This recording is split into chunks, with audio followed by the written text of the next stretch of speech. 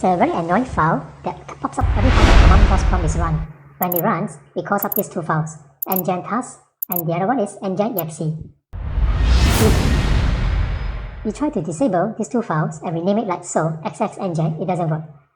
These two files, I have already modified the permission setting such that I can rename it to like so, and xxngen.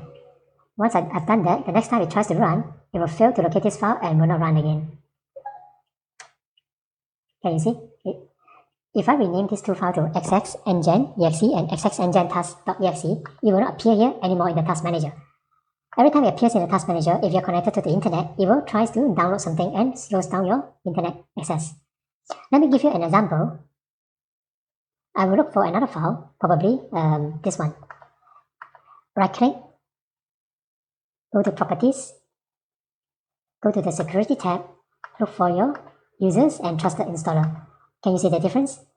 The entire installation for Microsoft.NET belongs to Trusted Installer, who has all the full access.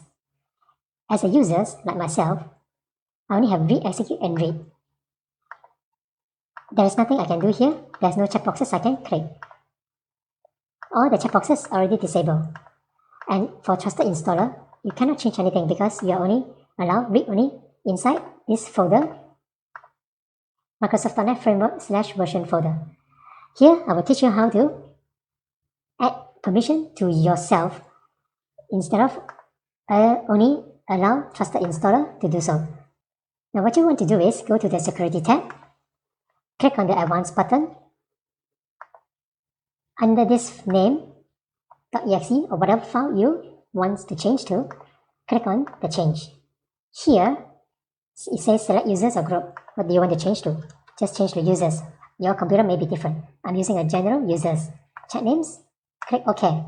Done. That's already done. You need to click apply. A message pops up requiring you to close and reopen the object properties again. So these properties need to reopen again. Click everything OK. OK. Now back to this file again. Right click, Properties, go to the Security tab, Users, click Edit. Now all the checkboxes are enabled. Can you see that? You can do anything you want in this folder. I just want to set users to have full control, and I click Apply. Yes. Modify it. The rest you don't touch it. Just touch you as a user who wants to have full access control. Check everything and click OK. Once you've done that, right click this so that you can edit the file. I'm going to put another M there. Let's see what happens. Yes. You have seen what I've done. You have successfully changed the permission setting allow for Trusted Installer to become you.